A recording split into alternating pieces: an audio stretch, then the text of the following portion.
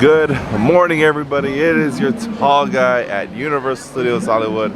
Yeah, finally back. Do not worry. It's gonna be a little bit of a longer video today. There's a lot of major park updates I want to cover for y'all. First and foremost on the chopping block, HHN 2024. We have our first major house announcement. We'll talk about that, show you the location, and go all over it. Second, there are more support beams and track for Fast and Furious Hollywood Drift coaster that is coming next year. We're gonna go visit that project to see what's going on over there. And lastly is to cover a lot of merchandise that has dropped around the park, mainly around Super Nintendo World, Halloween Horror Nights. But let's get the day started off real quick at City Walk inside the Universal Studios because that's where some of the merchandise is at. The red carpet is laid out. The archway doors are open on this gloomy Saturday, but let's head on inside and check out the park levels and just have a good time overall.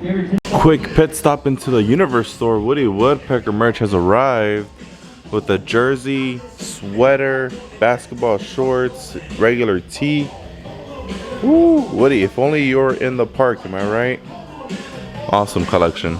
We also got some new Felix the Cat merch as well, some sweaters, some hats, an orange beanie, new tees, long sleeve as well. Again, if only we had you in the park. But it is finally that time of the year where HHN merch is finally dropping. And if you guys have been living under a rock, A Quiet Place coming. HHN 2024, baby.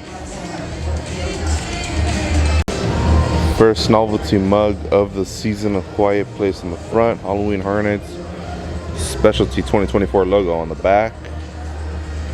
Heat activated mug too. Here's a T, and on the back, rule number 1, don't make a sound. Interesting. We got more to talk about Quiet Place once we go into the park. But that's just about it for all the Horror Nights collection so far. Let's go. We are making our first pit stop in the Super Nintendo World store that's right here at the upper lot. Let me show you what's up. Check out this wall of headbands and hats they got for you guys to try out. You guys. Okay, this bomb hat is sick. This, oh, I apologize. Did not mean to do that. Cheap. And if you pull the strings, the fins will flap with you. Let me demonstrate for you.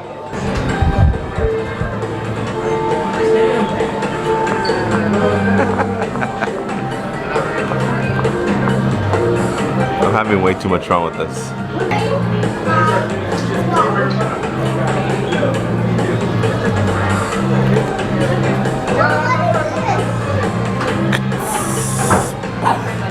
There you have it.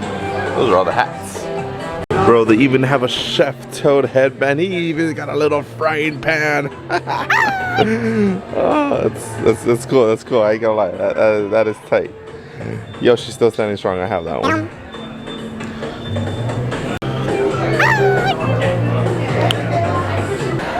Actually, quite a few new items for Back to the Future, but mainly this main attraction, Spirit Jersey, Back to the Future. Oh, look at that. Let me see if I can hang it up. Come on. That is cool. The lettering isn't orange though. I don't know if it's coming off as a different color on camera, but it is orange. And that is just purely black and white. It's an okay print. That is cool. That is cool. This Spirit Jersey will cost you $75, not including your annual pass discount. Still a lot in stock left. Bam. And just right behind me we have some Jaws merchandise. Of course we're gonna upsell Jaws when it's summer season. Check out this new bucket hat that has a fit at the very top. Very cool, very cool. We got the sweater. We got some cups. I'm actually wearing this hat right now. With an appropriate Jaws t-shirt that I don't see them selling anymore, so kudos to me for picking this up last year.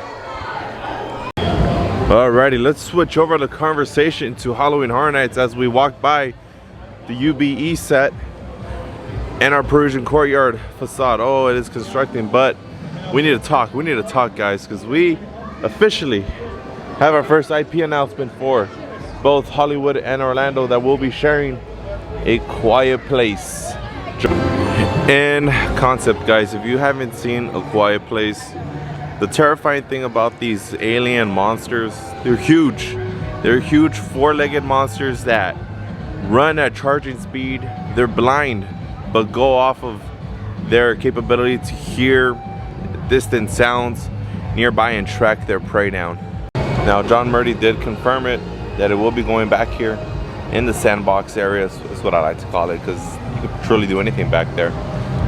Man, but as far as what scenes, which movie are we gonna get in here?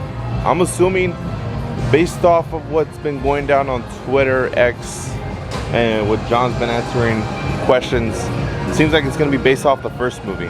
Now let's talk about it. There's gonna be a lot of interesting things incorporated into this maze.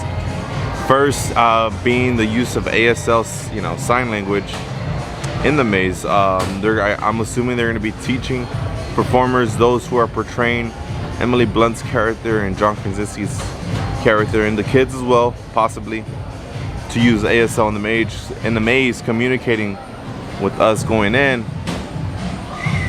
Be quiet, you know what I mean? It's gonna be interesting to hear that. Is there gonna be music in the maze? How loud are the sounds? I'm assuming the sounds have to be loud in order for the monsters to come out. Speaking of which, the monsters, like I mentioned earlier, four-legged, alien-like creatures, terrifying things. I swear, just look at them. But how are they gonna be maneuvered? And I'm assuming puppeted, if anything, or four-legged stilt walkers. Just that might be a possibility, but I truly think puppeteer is gonna be the way for these things. I believe John Murdy did confirm that these monsters, or he was working with McGee Effects in creating these alien-like creatures. I don't know if they necessarily have a name, but the death creatures. So seeing McGee Effects working with John to create these things, it's gonna be pretty terrifying. You know, you guys, they worked on last year, right behind me, some of the monsters that we saw last year. So great work being done. Not to mention most of the masks for Hornets too, like Larry Larva and whatnot. It's gonna be an interesting maze. Can't wait to experience it. What I want to know is, how is the first movie gonna be portrayed inside of a maze soundstage that's, mainly been used for indoor settings or indoor environments? I can't recall the last time I went in that maze and felt like I was outside in a way. But most of the Quiet Place movies do take place outdoors, if anything. Maybe this is some sort of a spin-off where we have to go inside of a building, maneuver our way out without making any noise. The characters are in there. We'll have to wait and see. This is just me spitballing ideas. I'm not too sure, but I hope we get more announcements during Midsummer Scream, or details for that fact. Hey, my bad if you guys are hearing some party music in the background. Looks like Universal is hosting a company event on a Saturday, surprisingly. Not during after hours, during park hours, which is fine because obviously there's nothing going on in the plaza, but we got a minion dancing in the back with whatever company this is, but hey, good for them. Alrighty guys, now visiting our Parisian courtyard. Let's talk about what is speculated to be another Monsters of Latin America maze spin-off. More monsters, let's just do it.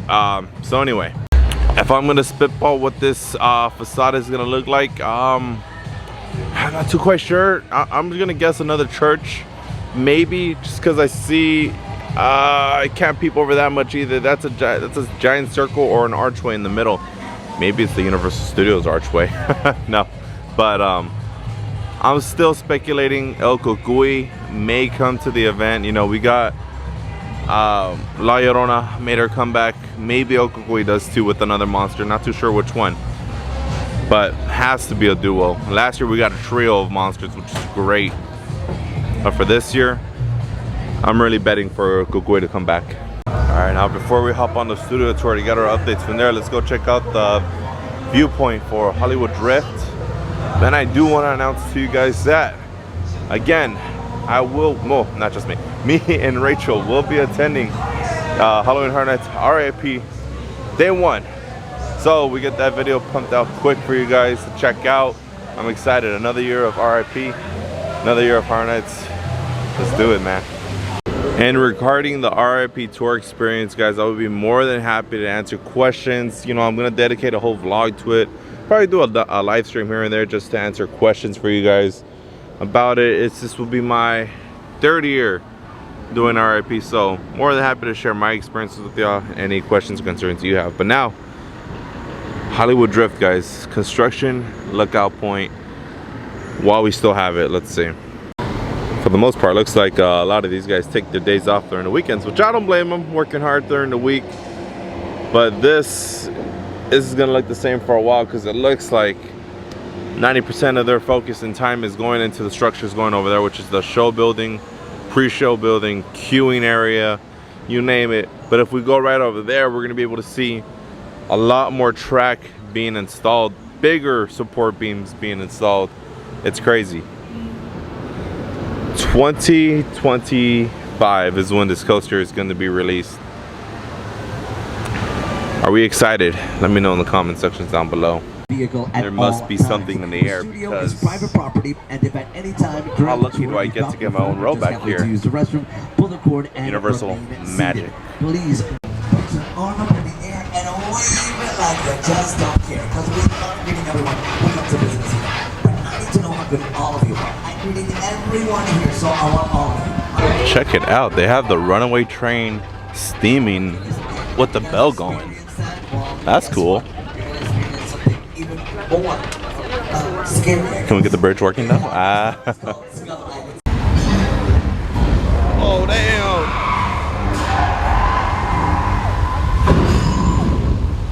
Oh, no fire? Oh. Oh, fire!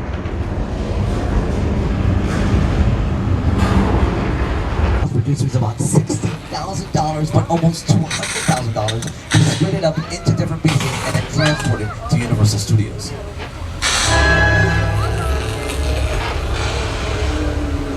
The airplane crash site set is a perfect example of a set that is all designed around. Alrighty, hopping off the studio tour, making our way to the Lord. I'll see what's going on over there. But let's talk about what we saw as far as facades go. So, first facade, where Holidays in Hell used to be last year, is rumored to be Texas Chainsaw Massacre. For those of you that didn't know, Leatherface is hitting its 40th year anniversary for the first film, so makes sense, makes some kind of sense for it to come to the event this year. That means more chainsaws, because y'all have ever been in a Leatherface house, we got nothing but chainsaws in the house.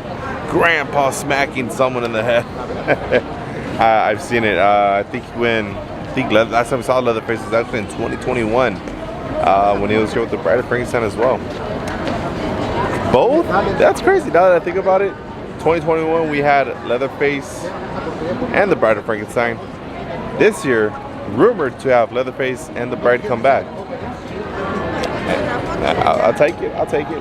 We need a comeback from the Bride. So now, as for what we saw for the Curious George maze, I'm gonna be honest with you, the camera caught nothing because my tram was moving way too damn quick and it was very bumpy. So I'm sorry, the footage is very sloppy. Couldn't really get a good clean shot. But rumor has it, Insidious, the Red Door, is making a comeback. Your boy, the Hotline, pointed out stained glass windows that are on the facade match up the demon's lair room area from the movie, from the scene. It's been a minute since I've seen the film, but gotta rewatch it. High resemblance, 99.9% chance they're gonna announce Insidious pretty soon. So unless that 1% chance they don't announce it and we get something so totally different, we'll see. Alright, but let's turn our attention over to, you know, I'm still holding out for a Fallout maze coming, but probably gonna be a toxic tunnel scare zone iteration into a house. Speculation map calls for a bunker on fire with something crawling out of it. Hey, go either way. Fallout, toxic tunnel. I did a little video speculating why it could be Fallout. It'd be great. It'd be great to see it, but you know, easy way out would be a toxic tunnel maze, which I just hope we don't get too many strobe lights in the house. So that'll be painful. Alrighty, we had made it to a busy lower lot. Keep in mind today is Saturday. We're in summer mode, guys. All the families are out here spending some time for vacation. Mommy, quota, 45-minute wait.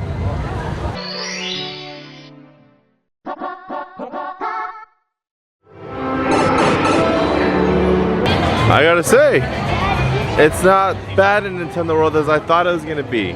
Wow, I'm enjoying the crowd level so far. Although character meet and greets are still always busy, mini games are always as popular, but the sights and sounds are still amazing.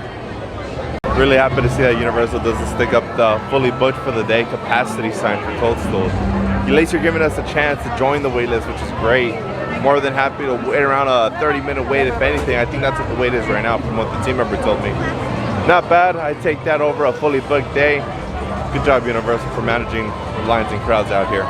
I wanted to pop into Wizarding World of Harry Potter to check out the new lockers they just finally built for the attraction now. They're not utilizing the ones inside the ride no more. There are now these outside ones, which is great. It causes less chaos inside. So I want to see what the process is. Alright, so it looks like no more fingerprints. It's going to be ticket scan now, which is great. Then it tells you there's how many lockers are available. These are pretty small though, I'm not going to lie.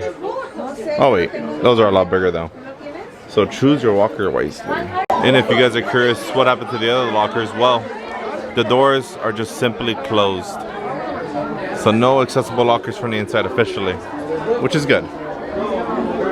I don't know how many people actually know you can come and get soft serve ice cream over here at Honeydukes. I'm gonna try some today, try that butterbeer ice cream, because I don't see too many people walking around with it. I think we need a little bit of a bigger sign instead of the one we have up here. Honeydukes has a lot of great treats to choose from. I've tried about one or two every now and then, especially the toffee. It's pretty good here. But right up over the counter is where you can find your ice cream flavors, butterbeer, toffee nut chocolate, toffee apple, vanilla, pistachio, orange, banana. Oh, you can get on the waffle cone. I thought it was only available in cup. I'm a sucker for waffle cones. Thank you. Have a good day. Alrighty, so here is the waffle cone, butterbeer flavored before it melts. So here it is in its perfection. Let's give it a quick lick and bite and see what I think. Alright, for $7 after my Platinum Pass discount.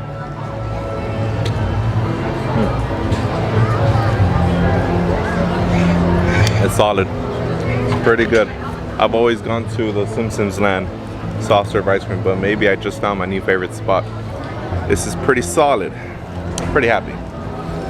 Alright, you guys, that is going to do it for the vlog here at Universal Studios Hollywood. Thank you for all your continuous support. Appreciate you all. So we'll continuously be back here as more announcements and more buildings, more construction to the facades keep coming. It's gonna get good this year, guys. We already got a Quiet Place announced. We just gotta wait for Midsummer Scream, hopefully sooner than that, for more announcements, whether it's a Scare Zone or another house, probably another house. But with that being said, if you guys haven't done so already, don't forget to drop your tall guy a like, comment down below, subscribe if you haven't already. You'll catch this tall guy at the next theme park. We are out of here. Goodbye.